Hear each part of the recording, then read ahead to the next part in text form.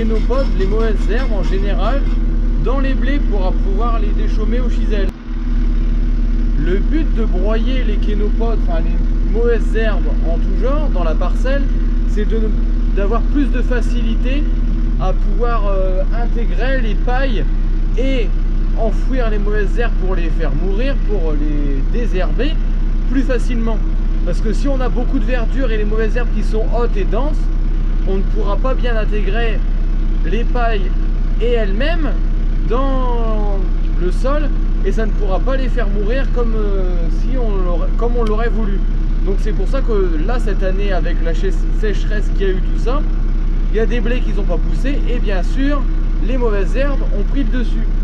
Donc là je suis en train de passer un coup de broyeur justement pour pouvoir les intégrer plus facilement. Mais il y a certains endroits qui sont plus propices à avoir des mauvaises herbes que d'autres. Par exemple, là-bas il y a un arbre, c'est plus propice à avoir des mauvaises herbes qu'en plein soleil au milieu de la parcelle. Car quand il y a un arbre, il y a de l'ombre. Et l'ombre favorise plus à la pousse des mauvaises herbes et même du blé. Mais le blé, ce qu'il y a, c'est qu'il a du mal à mûrir sous les arbres et à l'ombre. Donc c'est pour ça qu'il y a plus de mauvaises herbes sous les arbres et le long de la forêt. Comme j'ai fait ce matin et que vous avez pu le voir sur ma vidéo sur Instagram ce matin, enfin ce matin quand j'ai tourné la vidéo. Donc là je vais changer de parcelle et puis je vais essayer de vous faire quelques petits rushs dessus comme j'ai fait déjà sur cette parcelle là et je vous montrerai tout ça. Allez, on est parti voir l'autre parcelle, ça environ à 50-100 mètres plus loin. Donc là on est arrivé sur la deuxième parcelle, je sais pas si vous allez bien m'entendre parce qu'avec le vent qu'il y a, mais comme vous le voyez là, normalement c'est censé être du blé. Et là il y a plein de kénopodes, surtout des kénopodes cette année, et autres adventices qui sont sortis. Donc justement je viens pour abattre, couper ces mauvaises herbes là, pour que comme de toute façon je vais bientôt déchaumer, donc ils n'auront pas le temps de repousser, pour justement pouvoir déchaumer dans les meilleures conditions. Parce que si on déchaume avec les mauvaises herbes, ce qu'il y a c'est qu'on va devoir passer plus de temps et faire plus de passages pour pouvoir intégrer tout ça au sol. Donc là je suis même étonné parce que le soleil il donne plus par là, mais le long de la forêt il n'y a pas tellement de mauvaises herbes parce que en fait le soleil donne plus vers, derrière moi justement, et c'est pour ça qu'il n'y a pas trop de mauvaises herbes. Donc je vais essayer d'intégrer tout ça et normalement je reviens en fin de soirée, en fin d'après-midi pour déchaumer une petite partie des parcelles pour être tranquille. Donc on va essayer de faire tout ça et puis après ce sera très bien parce qu'il arrête de faire chaud, mais là quand le soleil revient ça retape hein.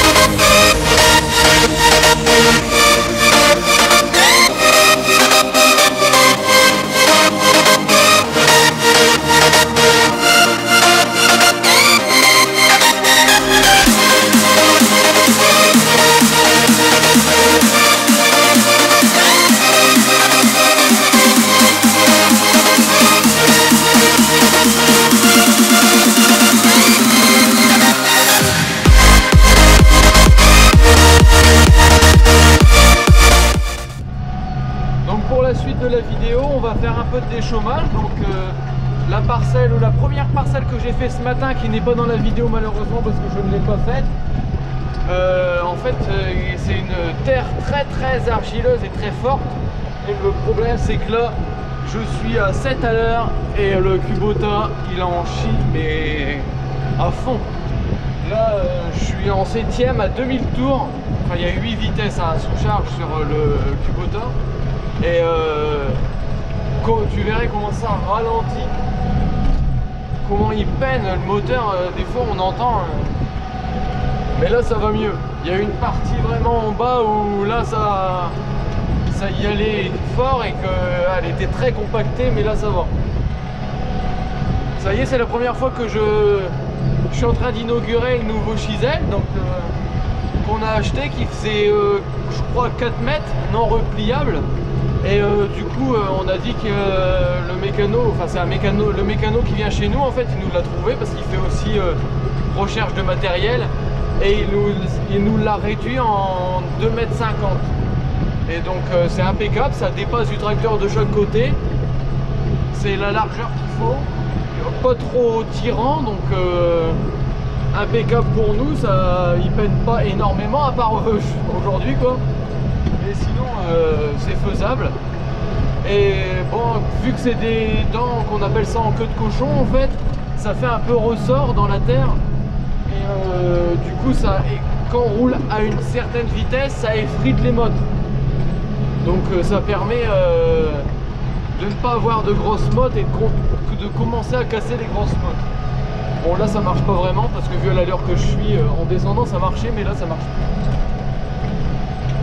Mais j'espère qu'on va y arriver parce que là avant ce soir j'espère qu'on sera arrivé en haut, parce que là sinon il patine comme je sais pas quoi. Je vais vous montrer un peu le travail.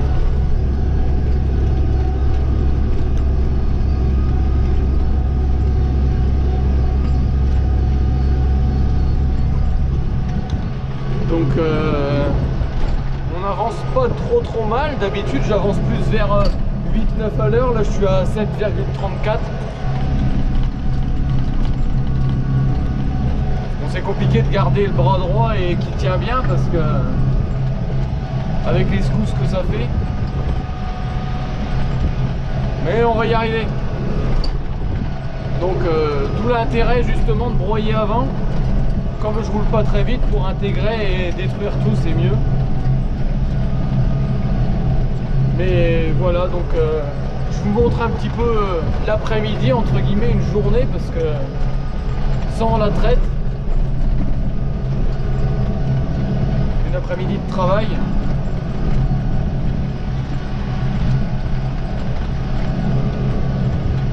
Donc voilà, donc là je vais arriver au bout et puis après je te fais quelques petits rushs doucement sur le déchômage que je suis en train de faire. Et puis sinon je te montrerai après en descendant comment ça effrite bien la terre ce Chisel. Donc voilà, allez, on est parti.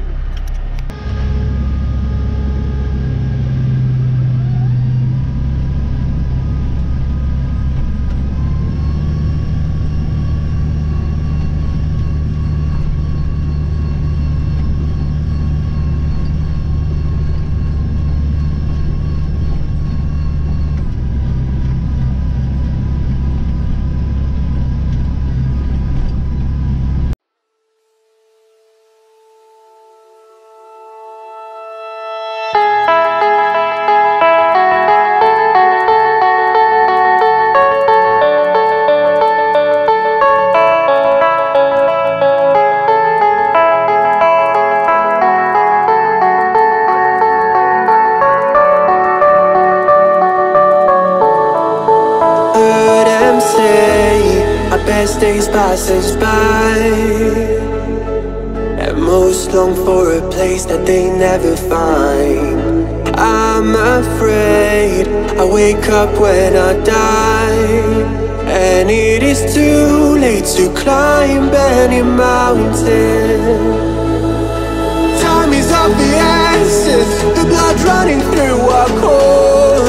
It's best to not feel sorry when it's over. I will be the greatest that you've ever seen before, and I'll stay eternal.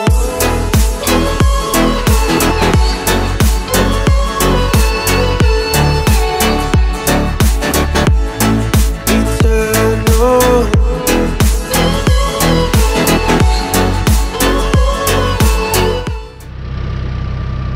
bah, ça fait pas du très mauvais travail, comme on peut le voir.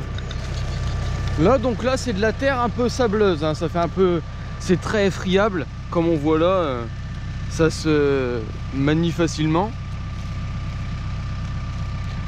Mais après, le problème, c'est plus vers le milieu et vers le bas. C'est très compact. Bah déjà, même là, quand on voit ces mottes là, c'est assez compact, mais ils se cassent encore très facilement.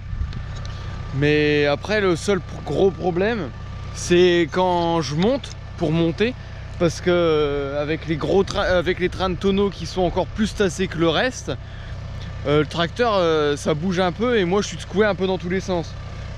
Du coup je suis obligé de tomber une vitesse, mais je mets un peu plus de temps à le faire, mais bon, on va pas casser le matériel. Donc là je vais continuer. Donc je suis arrivé à peu près, ouais, à plus de la moitié. Et du coup ça fera une bonne journée avec le broyage, et puis ça fera une bonne partie de fête. Il restera plus que toutes les autres parcelles à faire. Et puis sinon, pour information, pour vous informer, on ensilé le maïs, enfin le reste, parce que ceux qui ont vu sur les réseaux sociaux, on a ensilé du maïs en fait, parce qu'on n'avait plus de quoi donner à manger aux vaches. Donc on devait à tout prix ensiler du maïs. Et comme il y a une de nos parcelles qui n'était pas poussée du tout, on en a acheté une à un collègue qui nous en a passé. Donc c'est comme ça qu'on a réussi à avoir du maïs, parce que le sien était plus avancé que le nôtre. Donc comme ça on avait 2,5 hectares d'ensilé. Et là il nous reste toutes nos parcelles à nous à ensiler. Donc ça se fait à peu près le 15 septembre. On a prévenu avec l'entrepreneur, ça se fait à peu près le 15 septembre, 15-16 septembre. Donc de toute façon vous verrez des publications, hein. Je mets tout sur les réseaux sociaux, tout ce que je fais la plupart du temps dans les parcelles et tout ça, je vous le mets. Et puis donc là je vais continuer. Et puis comme là je vais arriver sur la fin, je te dis à bientôt pour une prochaine. Allez, salut!